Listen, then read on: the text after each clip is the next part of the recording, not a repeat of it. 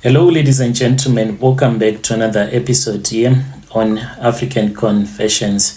The following story that you're going to be listening to, it comes from a translation of a message that I received, and the translation of that message, it reads like this. Hello, Brother Nashi, how are you? Can you please post my own story as hidden identity? I am a woman who is currently staying here in Durban, and I hope that there might be someone who is willing to assist me, and this is what has been going on in my life right now.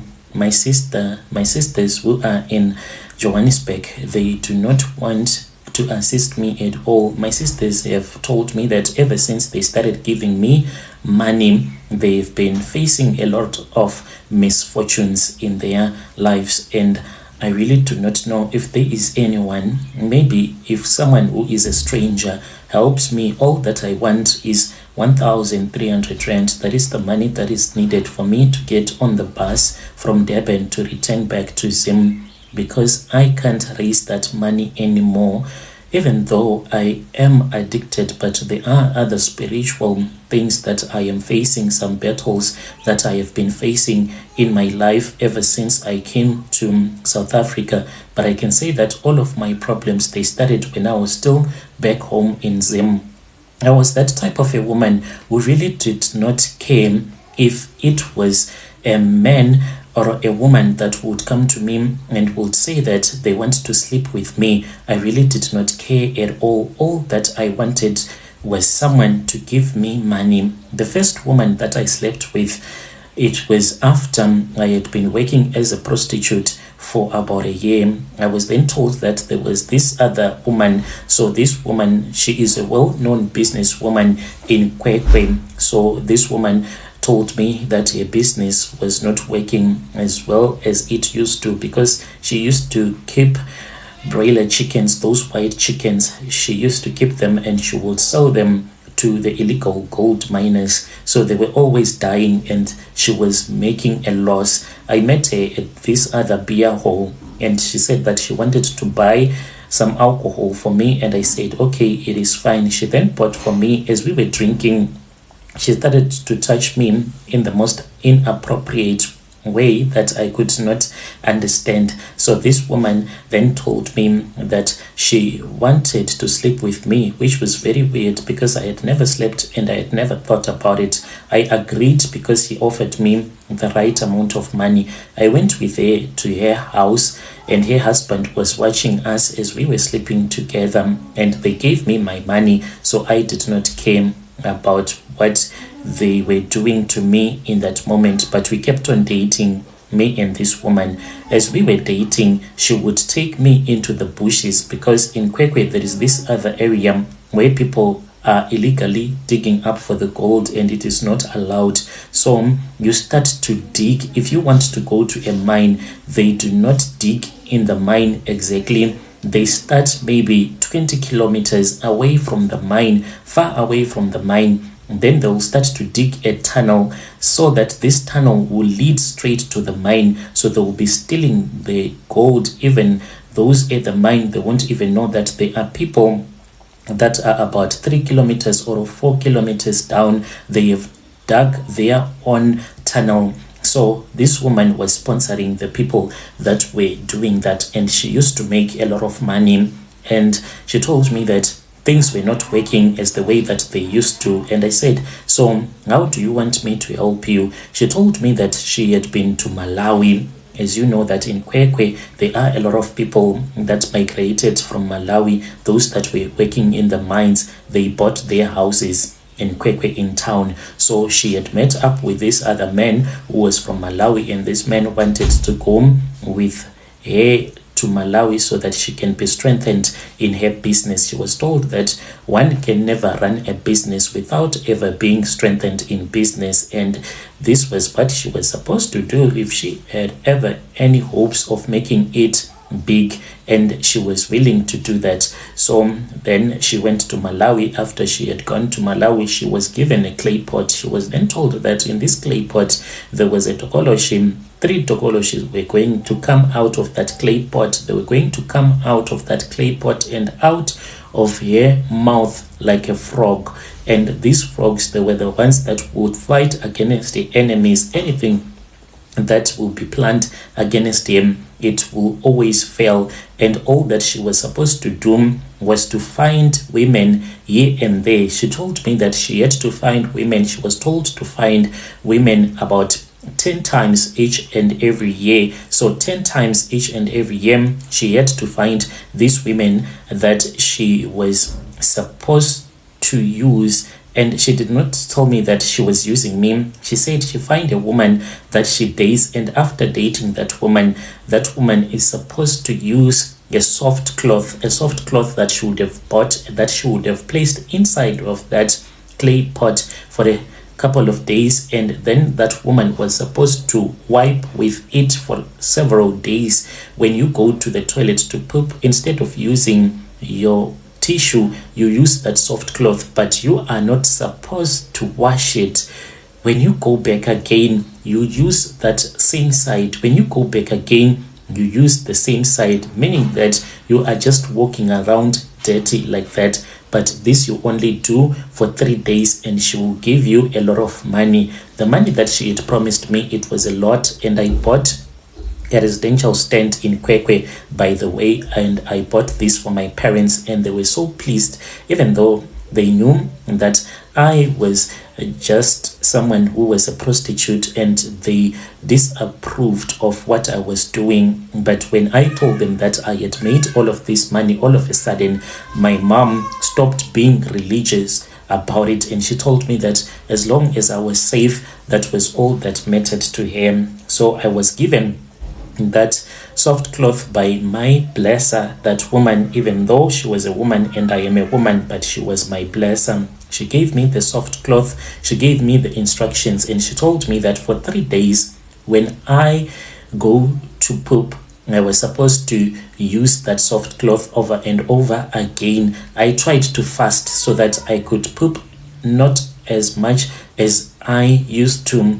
And when I would bath, I was not supposed to wash myself in between, down there. I was not supposed to wash for 3 days. On the 3rd day, that was when she came and she collected me at my house. My parents did not even know that we were dating woman to woman. My parents, they thought that maybe this was like someone who was trying to help me, to inspire me in life, since she was a well-known businesswoman in Kwekwe. We then went into the bushes with that woman. When we went into the bushes, that was when she told me that I was supposed to poop one last time. And when I did the poop, I gave her that very same soft cloth. I gave her the soft cloth, and she dropped it into the tunnel, that very same tunnel that her miners would use when they were going to the mine, the legal mine, to dig up illegally for the gold. So we dropped it down there. I asked him, why were we doing all of these things? He then told me that we were supposed to do all of these things because tokoloshis, they stay underground, and they are the ones that assist the illegal gold miners. Whenever the miners are underground, then it means that she has to help them so that they can quickly dig up for the gold, because this what they were doing, this was stealing. So when you are stealing, you have to get as much money as you can in a very short period of time. And after you would have gotten that money, what you are supposed to do is to make something with it, to do something. And she wanted a lot of money at that time. That was why she had gone to Malawi. So these tokoloshis, they wanted to smell my poop. They work, and then they take the soft cloth that she would have dropped down there, and then they will be sniffing that soft cloth. So this is what this woman used to make me to do, and she gave me money. After I had made enough money, I then came to South Africa, where I am currently. Came to South Africa. When I came to South Africa, then one of my brother-in-law, he started to propose love to me, because I was staying with my sister, who told me to come and hustle in South Africa, but she does not like the fact that I a prostitute, but she said, come here, maybe you can end up giving your life to Christ. So when I came here, what she did not know was that her husband kept on pushing me, telling me that he wanted to sleep with me. He was so much in love with me, so much that he was unable to control himself. So I then told my sister that I just wanted to stay somewhere else. I could not tell her that this was what her husband had been doing. I came to Durban. When I came to Durban, it was me and some of these other women that were also prostitutes. Some of them were South Africans. I was already used to be sleeping with people that do rituals, but I did not know that this was what was going to happen to me. And I met a man. I do not want to tell you his nationality because I'm scared that people will say that you just hate other people that are foreigners like you. But this man, he should have never done what he did. He was not honest enough with me. He made me to sleep with his walking stick. This man, he always carried his walking stick wherever he would go to. We met at a club and he asked me how much I was going to be charging him for the rest of the night. I told him and he said cheap enough, much more cheaper than South African women. And I told him that all that I wanted was to make money. I did not care how much. We then went to this other guest house where we started to sleep with each other. But the funny thing about it, he had me on the bed, and when he had me on the bed, he told me that he wanted to massage me using his walking stick. He had those brown African walking sticks. He started to romance me using that walking stick, playing with my breast, my nipples, and my private parts. He then asked me if I would feel any pain if he was going to insert it inside my private parts. I was like, what? Why would you want to do something like that to a woman rather than to sleep with a woman? He then said, you do not understand. He told me that he was a ritualist and he has a shop. He has a shop which is in Johannesburg.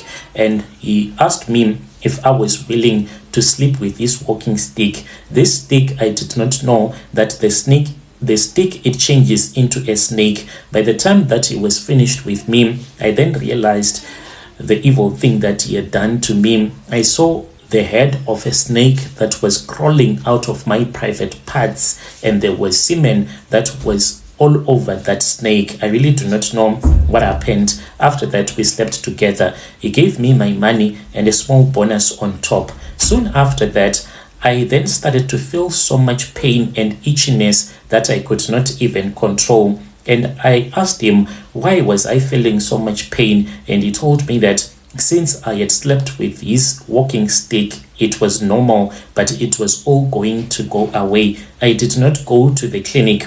By the time that the pain was unbearable, when I went to the clinic, the nurses then told me that I had hepatitis, as well as my womb was supposed to be removed. It is expensive, and I should have taken the advantage when it used to be so easy as a foreigner to get medical attention, because this happened some years back. But when I went to get my womb removed, I could not get help at all because they said that I am supposed to pay as a foreigner, but I am unable to pay. I do not have money. I can't even raise the money to go back to Zim. If there is any well-wisher that is in Durban, if it is a man, I know that man, this is what you want. If there is a man even who wants to do anything to me, as long as you are not a ritualist, even if you want to stay with me for a couple of days, I really do not care. You can do what you want. I can cook, I can sleep with you, and you give me what I want so that I can return back home. I am based in Durban. Please assist me. Dear listeners, right there was a message that was sent to me by one of our dear sisters. Strange things indeed they do happen in this world. She's saying that she was told that she has hepatitis and it will never go away. She is always itchy at all the times, and it was because of a man that she trusted, because he was from Zim as well, but he made her to sleep with a walking stick for money, and she agreed because she had done this several times. But but now she is very sick. She is confused. She does not know what else to do. Let us try to speak with her in the comment section. I'll be back with another episode. So to those that are using our app, you keep on checking. I'm going to be posting brand new episodes on our application later on in the afternoon. So please keep on supporting us on our app so that I can give you as many episodes as I used to. Remember, there were days when I used to give you about 4 or 5 episodes on one channel. So when you are recording these videos, it takes a lot of time. So on that application, it is easy. I record. And the other thing, the problem is that there are a lot of messages in my inbox. There was this other woman, I'm pretty sure if you are listening, dear sister, you were using a number that is from America. You ended up saying, please just do not post my story, because she thought that I had been ignoring her for a very long time, but I was not ignoring her. The new format that is required here, it is quite difficult to record a lot of confessions and a lot of episodes each and every day, but on our application it is easy. Someone comes with their confession, then I read, then I post instantly without showing my face. There was one brother who always said that there is no one who wants to see your face. So that is why I developed that application, so that you can just listen. So you can support us on that application. I'll be back with another episode.